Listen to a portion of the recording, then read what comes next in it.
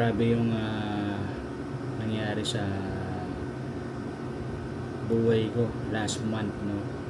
Kaya hindi ako masyado nakapag vlog kasi nagka-problema ako sa sa work. Yung boss namin nung una nagpa-meeting. Pero laging nade-delay. Tapos nung natuloy na yung meeting, syempre kabado kami kasi minsan lang siyang pumunta sa office eh. Tapos yun, kinausap kami isa-isa. Ang ending, yung tatlo sa amin tinanggal dahil nga sa nabawasan yung show namin, no, sa Japan.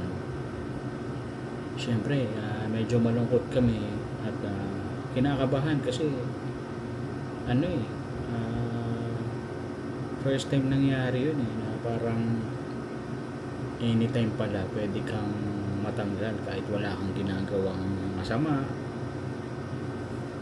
Lagi ka namang kahit dedicated ka sa work, 10 years ka na, pero anytime pala pwede kang mawala sa isang trabaho mo.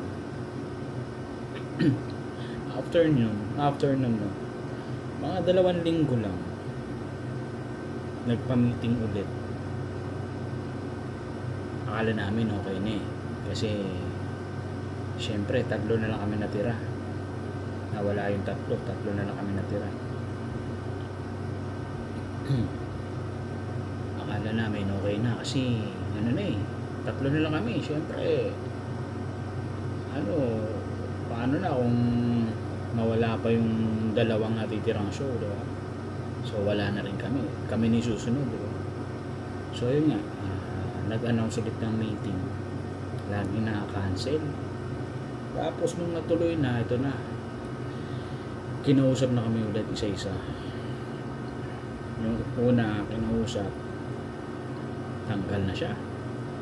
Tapos pangalawa, ako naman yung kinausap, tanggal na rin ako.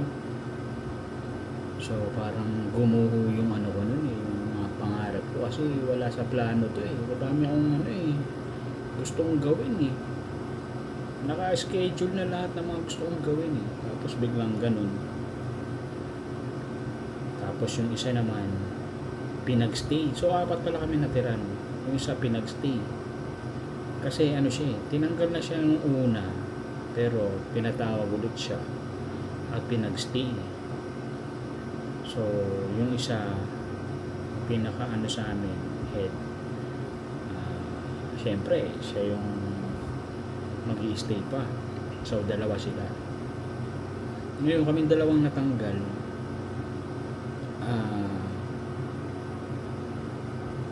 Akala namin kasi work from home kami nung unang nagpa-meeting. Akala namin ligtas na kami, work from home na daw. Tapos yung computer set namin dadalhin namin sa bahay syempre. Pero yun nga, nung second meeting tanggal na daw kami. So hindi na namin mauwi yung PC. Wala namin trabaho, wala akong pambayad sa internet, sa electricity, sa condo. Syempre hindi naman ako mawawala ng mga pag-asa, no? Naghanap kami 2 ng trabaho. So ayun, nag-apply kami online. Tapos pinuntahan namin yung 2 call center dito sa Cubao. Dun sa unang initial interview namin doon sa isang unang company, pasado kaming 2. Tapos pumunta din kami doon sa second company, bagsak kami 2 sa second part nung nila, process nila, no.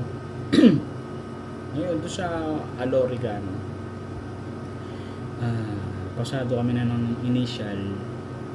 Tapos pinag-training ako lang yung pinag-training, siya diretso final interview niya. So pinag-training ako ng 3 days, may bayad yun. At ano, syempre, ano, tinuloy ko na kasi may bayad yun eh. Nag-training ako online lang. So, 3 araw ako dito sa condo na hindi lumalabas kasi ano eh, 8 hours, 8 hours yun eh. Hindi ako sanay talaga na hindi ako lumalabas ng buong araw eh. So, yun. Tapos, so pasado, then kinabukasan medical, habang tinutulungan ko yung office namin na magbenta ng mga gamit kasi syempre pwede rin akong kumita kasi dun eh, di ba? Hanggang may pagkakakitaan ginagawa ko na kasi ano eh, kailangan talaga eh, di ba? Ako lang naman bumubuhay sa sarili ko, ganyan.